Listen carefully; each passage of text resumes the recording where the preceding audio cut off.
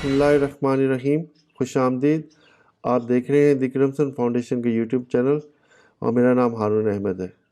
आज इस वीडियो में मैं एक निहायत ही अहम मौजू आपके साथ शेयर करने जा रहा हूँ कि जो हमारे मुल्क में अदालती निज़ाम है उसके ऊपर एक आम आदमी का एतमाद दिन ब दिन बहुत कम होता जा रहा है। उसकी क्या वजूहात हैं और उसमें बेहतरी लाने के लिए हम क्या कर सकते हैं या क्या तब्दीलियाँ लानी चाहिए जिससे इस निज़ाम पे एक आम आदमी का एतमाद बेहतर हो सके।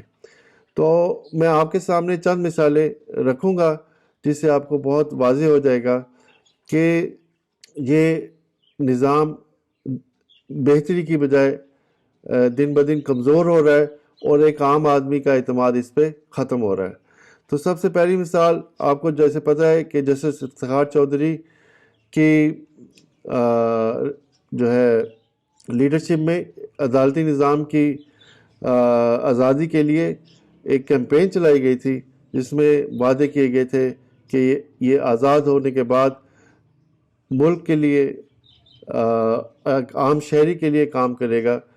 तो उससे काफ़ी लोगों की उम्मीदें वाबस्ता हो गई थी, लेकिन बदकिस्मती से जब जुडिशरी को रिस्टोर किया गया तो वो उसके जो नताइज हैं वो इसके बिल्कुल बरक्स सामने आना शुरू हो गए। सबसे बड़ी मिसाल तो जस्टिस इफ्तिखार चौधरी साहब खुद हैं, जिन्होंने एक कह लें कि अरबों रुपए के मुतासरीन का केस सुना। तो उसमें केस जो मुतासरीन हैं उनको रिलीफ मिलने के बजाय एक करप्ट ख़ानदान जिसने कि एक आम आदमी की दौलत लूटी थी उसको रिलीफ दिया गया और वो बेचारे अभी तक सड़कों पे फिर रहे हैं इंसाफ के असूल के लिए। इसी तरह उनके बेटे की वीडियोस आई थी कि वो कैसे पाकिस्तान के प्रॉपर्टी टाइकून से माली और दूसरे किस्म के मफादात हासिल करते रहे हैं।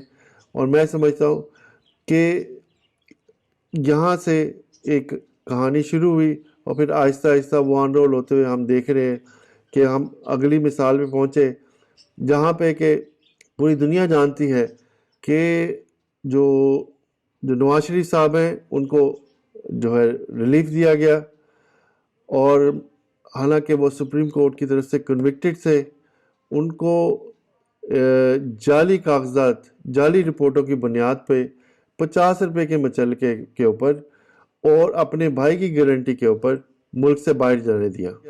और जब वहाँ पहुँचे तो उनके जो सेहत के हालात हैं बिल्कुल बरक्स सामने आए और अभी तक वो एक जाली किस्म की रिपोर्टें पाकिस्तान भेज रहे हैं और पाकिस्तानी अदालती निज़ाम उसको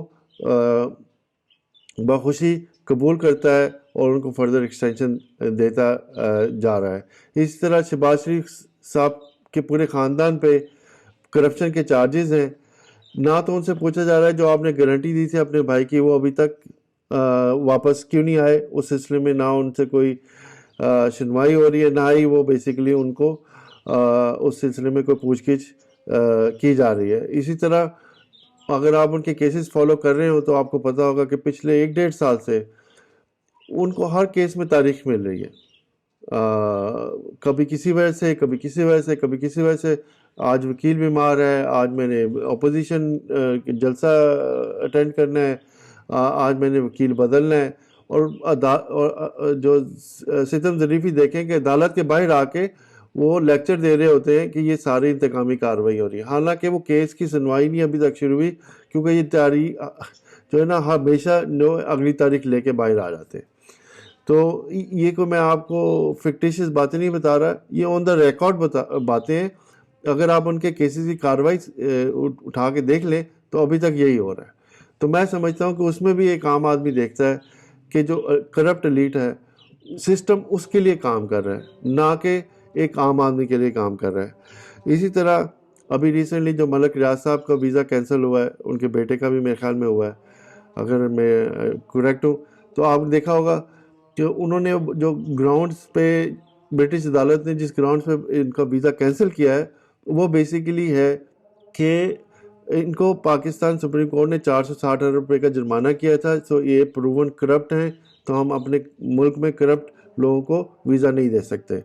لیکن آن دا کانٹریری جو ہمارے ملک میں ہو رہا ہے ان کے ساتھ کہ وہ جرمانہ نو بڈی نوز کہ وہ کتنا پے ہوا ہے، پے ہوا بھی ہے نہیں بھی ہوا، اور پھر ان کو وہی کام کرنے کی اجازت ابھی تک ملی ہوئی ہے جس کام کی وجہ سے ان کو جرمانہ ہوا تھا. تو اس میں بھی ایک عام آدمی دیکھتا ہے کہ جو کرپٹ مافیا یا کرپٹ ایلیٹ ہے اس کے لیے یہ سسٹم کام کر رہا ہے، ایک عام آدمی کے لیے کوئی سسٹم یہ کام نہیں کر رہا. اور پھر آخر میں ابھی پچھلے کچھ ہفتوں سے ہم نے دیکھا ہوگا کہ جو justice retired justice Rana Shamim ہے، پوری دنیا ان کے ایفیڈیوٹ کے راہ گلا پر رہی تھی. میڈیا، اس میں سب سے بڑا میڈیا گروپ انوالو تھا، جنگ میڈیا گروپ. پھر اس کے اندر پھر آپ نے دیکھا ہوگا یہ نون لیگ اس ایفیڈیوٹ لے کے جو ہے رونا رو رہی تھی. پھر حکومت اس کے جواب دے رہی تھی، پھر عدالت نے اس کا نوٹس لے لیا تھا. تو کل جب ان کو عدالت میں بلایا گیا تو انہوں نے جو ہمیں کہا کہ مجھے تو سبق یاد ہی نہیں ہے. تو مطلب یہ کہ پوری دنیا ان کے جو لکھے ہوئے الفاظ ہے ان کو دن رات میڈیا پہ، سوشل میڈیا پہ دہرا رہی ہے، اور وہ کہہ رہے ہیں کہ میں نے جو لکھا تھا وہ تو مجھے یاد ہی نہیں ہے. تو میں سمجھتا ہوں اس میں بھی جو بڑی ایک بدقسمت قسم کی جو ہے نا فائنڈنگ سو فار سامنے آئی ہے کہ ان کے بیٹے نے کہا ہے کہ جی وہ ڈپریشن کا شکار ہیں. تو میں سمجھتا ہوں ایک اور جو ہے راہ فرار کا راستہ جو ہے ان کے لیے بنایا جا رہا ہے، جس میں کہ کہا جائے گا کہ یہ ان سے فیصلے ڈپریشن میں کروائے گئے تھے، تو لہٰذا یہ ایفیڈیوٹ کوئی معنی نہیں رکھتا.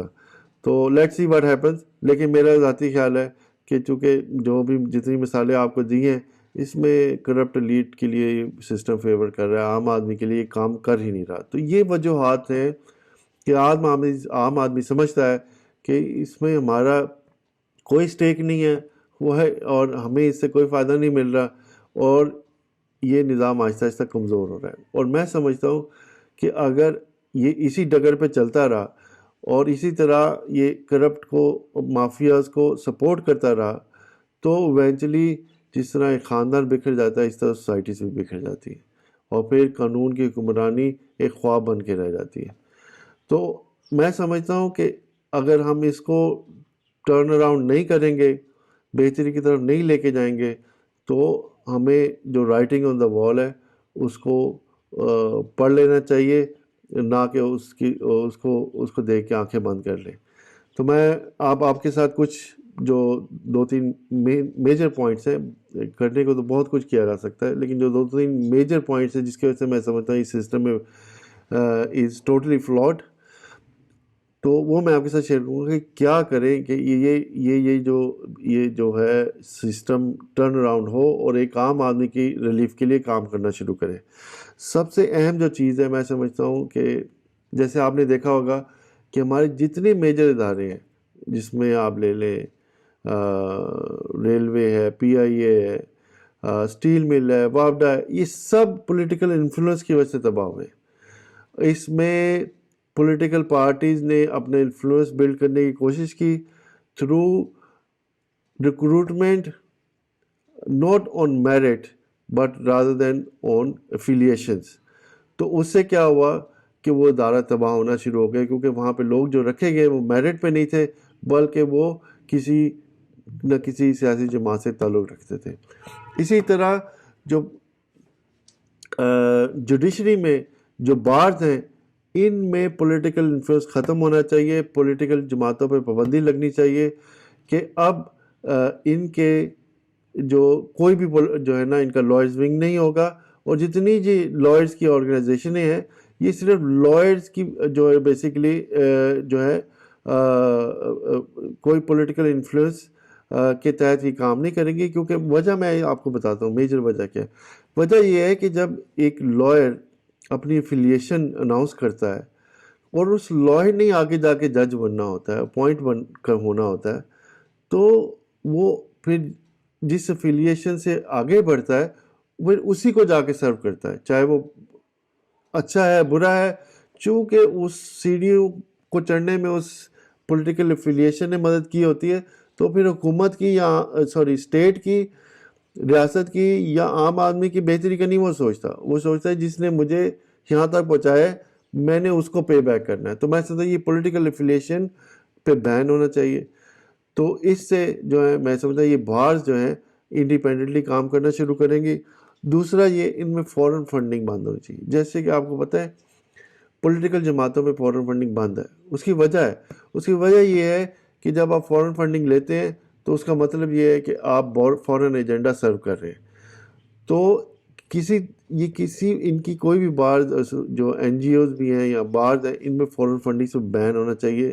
انہوں نے بہتری کرنی ہے، لائرز کے لیے کرنی ہے، تو لائرز اس کے پیسے دیں گے، لائرز اس کے اوپر ان کی مدد کریں ان کی بہتری کے لیے. اور سب سے آخر میں سمجھتا ہوں کہ جو ایک اور چیز میرے ذہن جو میں آپ کے ساتھ شیئر کرنا چاہتا ہوں وہ یہ ہے کہ لائرز کی جو جتنی بھی آرگنائزیشن ہے ان کا مقصد لائرز کی بہتری، جوڈیشل سسٹم کی بہتری، عام آدمی کو انصاف مہیا کرنے کے لیے بہتری کے لیے جو مطالبات ہیں انہی پہ ہی ان کو فوکس کرنا پڑے گا. کوئی ایکسٹرنل سیاسی ایجنڈا یا کوئی فورن ایجنڈے پہ ان پہ کام کرنے پہ پابندی ہونی چاہیے.